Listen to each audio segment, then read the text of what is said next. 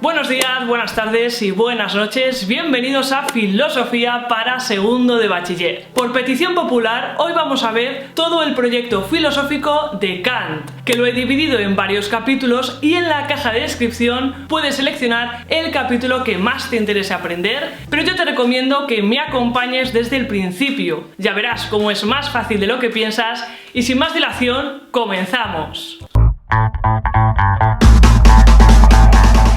Immanuel Kant nació en 1724 en una ciudad al este de Prusia y murió en esta misma ciudad a la edad de 80 años. Pasó toda su vida en esta ciudad, primero como estudiante y luego como profesor de filosofía en la universidad. De hecho, de todos los filósofos que hemos visto hasta ahora, Kant fue el primero que trabajó en una universidad como profesor de filosofía. Pero no solamente fue un experto en relación con los pensamientos de otros filósofos, sino que también fue un verdadero filósofo que intentó buscar sus propias respuestas a grandes preguntas filosóficas, y por eso ocupa un lugar muy importante en la historia de la filosofía. Siempre os digo que un buen método para entender bien a un filósofo es preguntarse cuál es su proyecto filosófico. En este caso nos tenemos que preguntar qué problemas filosóficos se plantea Kant y qué solución les da. Dos hechos le producían a Kant asombro y admiración: el cielo estrellado sobre su cabeza y la ley moral en su interior. De esta forma Kant manifiesta lo que para él era la contradicción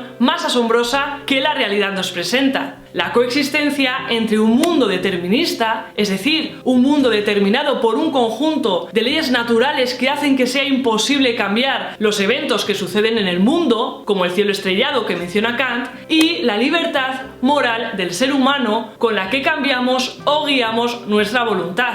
Kant se pregunta que cómo es posible que en un mundo determinista exista, sin embargo, la libertad de la voluntad humana. El proyecto filosófico de Kant consiste en responder a esta gran pregunta, lo que implica a su vez responder a tres preguntas fundamentales que constituyen el esquema de su proyecto filosófico. ¿Qué podemos saber los seres humanos? Pregunta que responde cuando aborda el problema del conocimiento. ¿Qué debemos hacer los seres humanos con nuestra libertad? Pregunta que responde cuando aborda el problema ético. Y, en tercer lugar, ¿qué nos cabe esperar? Pregunta que responde cuando aborda el problema de la historia y de la religión. Las cuestiones relativas al conocimiento humano las soluciona Kant en su obra Crítica a la razón pura. Cuando Kant aborda el problema del conocimiento humano, se encuentra con dos soluciones opuestas, dadas por el racionalismo y por el empirismo. Los racionalistas pensaban que la base de todo conocimiento humano se encuentra en la razón, y los empiristas, en cambio, pensaban que todo el conocimiento del mundo se encuentra en la experiencia sensible, es decir, en las percepciones que recibimos a través de nuestros sentidos. Ambas corrientes filosóficas responden a esta pregunta: ¿qué podemos saber del mundo? Pero ante esta pregunta se mencionan dos posibilidades: ¿el mundo es exactamente como lo percibimos o es como se presenta a nuestra razón? ¿Con quién de ellos estaba de acuerdo Kant? Opinaba que ambos tenían algo de razón, pero también opinaba que los dos se equivocaban en algo. Estaba de acuerdo con los empiristas en que todos nuestros conocimientos sobre el mundo provienen de las percepciones, pero también estaba de acuerdo con los racionalistas en que hay ciertas condiciones en la mente del ser humano que contribuyen a determinar nuestro concepto del mundo. Para entender bien esto, os voy a poner un ejemplo que se utiliza mucho cuando se estudia Kant. Las lentes de estas gafas son rojas, es decir, que cuando yo me las pongo, todo lo que está a mi alrededor se tiñe de color rojo. Veo exactamente lo mismo que antes, solo que ahora lo veo de color rojo. De algún modo, las lentes de estas gafas ponen un límite a cómo puedo percibir la realidad. Todo lo que veo proviene del mundo fuera de mí, pero el cómo lo veo también está relacionado con las lentes de estas gafas, porque no puedo decir que el mundo sea rojo, aunque yo ahora lo esté percibiendo así. Estas lentes representan las condiciones en la mente del ser humano que determinan nuestro concepto de la realidad. ¿Cuáles son esas condiciones? Kant señala dos: por un lado el tiempo y el espacio, y por otro lado el principio de causalidad. Todo lo que vemos lo percibimos ante todo como un fenómeno en el tiempo y en el espacio. Kant llamaba al tiempo y al espacio como formas a priori de la sensibilidad humana. A priori porque estas dos formas de la conciencia humana, el tiempo y el espacio, son anteriores a cualquier experiencia. Esto significa que antes de experimentar algo, sabemos que sea lo que sea, lo captaremos como un fenómeno en el tiempo y en el espacio. Y de la sensibilidad humana, porque la idea de Kant es que el tiempo y el espacio pertenecen a la constitución humana. El tiempo y el espacio son ante todo cualidades de nuestra razón y no cualidades del mundo. Esto quiere decir que la conciencia del ser humano no es pasiva, que solo recibe las sensaciones desde fuera, sino que es un ente que moldea activamente. Las sensaciones se moldean o se adaptan a nuestras formas de sensibilidad. La propia conciencia contribuye a formar nuestro concepto del mundo, ordenando las percepciones que recibimos en el tiempo y en el espacio. Kant decía que no solo es la conciencia la que se adapta a las cosas, sino que las cosas también se adaptan a la conciencia. A esto Kant lo llamó la revolución copernicana en la cuestión del conocimiento humano. Con esto quería decir que la idea era tan nueva y tan radicalmente diferente a las ideas antiguas como cuando Copérnico señaló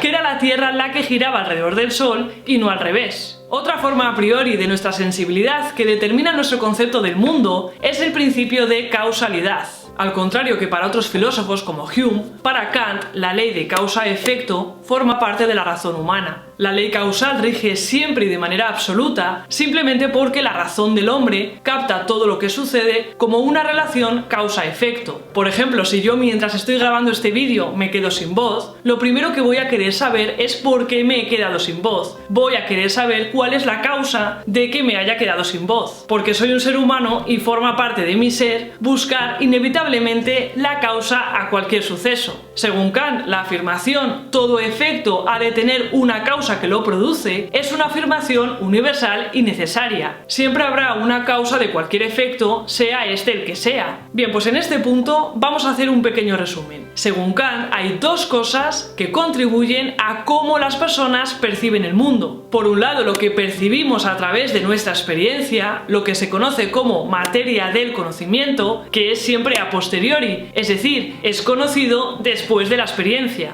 Y por otro lado, las condiciones internas del mismo ser humano, el que todo lo percibamos como sucesos en el tiempo y en el espacio, y además como procesos que siguen una ley causal inquebrantable, lo que se conoce como la forma del conocimiento. Son formas a priori de nuestra sensibilidad, a priori porque no dependen de la experiencia. Por eso para Kant, tanto los racionalistas como los empiristas tenían algo de razón. De algún modo, los racionalistas habían olvidado de la importancia de la experiencia y los empiristas se habían olvidado de cómo la razón marca nuestra percepción del mundo con las formas a priori de nuestra sensibilidad, el tiempo y el espacio y el principio de causalidad. La teoría del conocimiento conduce a Kant a la conclusión de que está claramente delimitado lo que el ser humano puede conocer a través de su razón. Es decir, nos resulta imposible conocer realidades de las cuales no podemos tener experiencia, como Dios, el mundo y el yo. Pero entonces, ¿cómo es posible que tengamos en nuestra mente la idea de su existencia? Bueno, pues según Kant, son realidades que se pueden pensar, pero no conocer.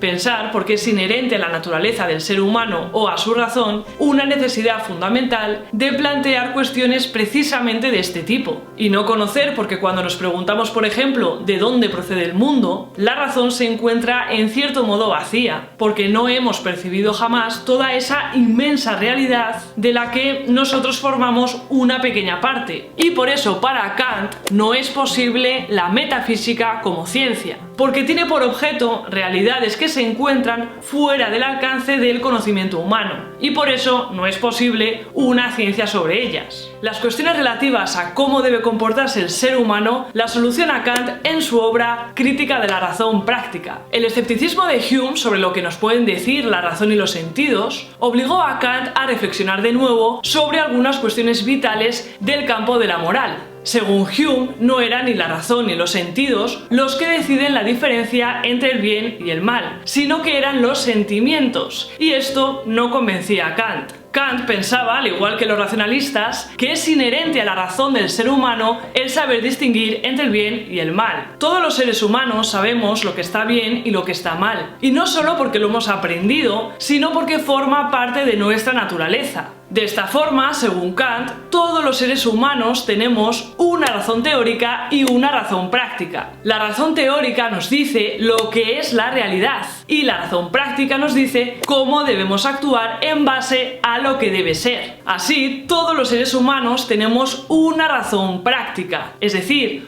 una capacidad de razonar que nos dirá lo que es bueno y lo que es malo moralmente. Lo que quiere decir Kant con esto es que no podemos decidir lo que está bien y lo que está mal teniendo en cuenta lo que sucede, es decir, a posteriori, sino teniendo en cuenta lo que debería suceder, es decir, a priori. Esta es la única manera, afirma Kant, de elaborar una ley moral universal válida para todos. Es decir, esta ley moral universal no está relacionada con determinadas situaciones de elección moral, sino que es válida para todas las personas en todas las sociedades y en cualquier época, es decir, en cualquier tiempo y en cualquier espacio. No te dice, por tanto, que no debes hacer esto o aquello si te encuentras en esta o aquella situación. Te dice cómo debes actuar en todas las situaciones. Ahora bien, ¿de qué nos sirve tener una ley moral en nuestro interior, es decir, en nuestra razón, si no nos dice cómo debemos actuar en situaciones determinadas? Y Kant responde a esta pregunta con un imperativo categórico. Kant formuló la ley moral como un imperativo categórico, con lo cual quiso decir que la ley moral es categórica e imperativa. Categórica porque es válida en todas las situaciones, e imperativa porque es completamente ineludible. Nadie puede escapar de esta ley moral. Kant formula este imperativo categórico de dos maneras. En primer lugar, dice Kant que siempre debes actuar de modo que al mismo tiempo desees que la regla según la cual actúas pueda convertirse en una ley general. Esto quiere decir que cuando yo hago algo, tengo que asegurarme de que desearía que todos los demás actuasen del mismo modo si se encontrasen en esa misma situación. Y en segundo lugar, dice Kant que siempre debes tratar a las demás personas como si fueran una finalidad en sí y no solo un medio para otra cosa. Es decir, no debemos utilizar a otras personas con el fin de conseguir ventajas para nosotros mismos. Y al mismo tiempo tampoco es válido para uno mismo. Es decir, tampoco tienes derecho a usarte a ti mismo como un mero medio para conseguir algo. Y ahora vamos a hacer un pequeño resumen del problema ético. Para distinguir qué es lo bueno y qué es lo malo, no tenemos que tener en cuenta lo que es, sino lo que debería ser. Y lo que debe ser lo determina el propio sujeto acudiendo a su razón práctica y no a la experiencia. Y al mismo tiempo tenemos que obrar de tal manera que la norma de nuestro comportamiento pueda servir como ley universal.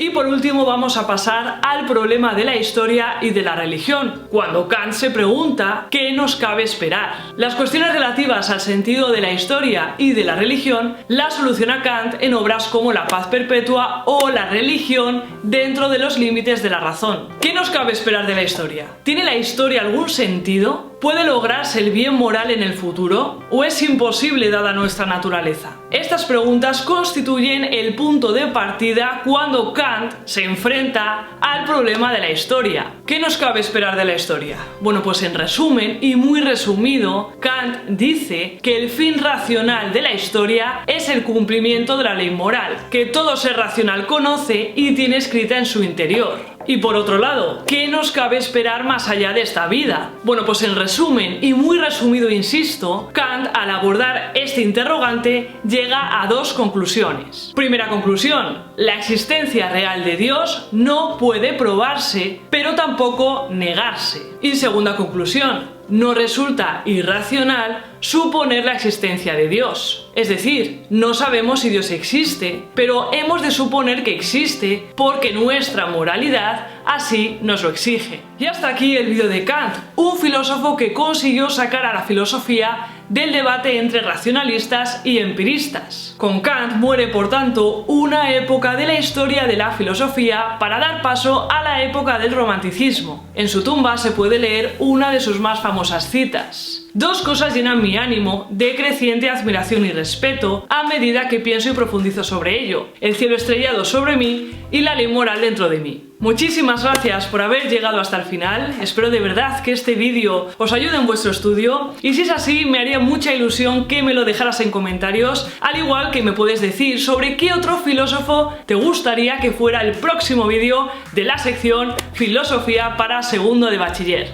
Por último, te invito a que te suscribas y actives la campanita para no perderte nuevos vídeos, y ya solamente me queda deciros que, por si no nos vemos luego, buenos días, buenas tardes y buenas noches.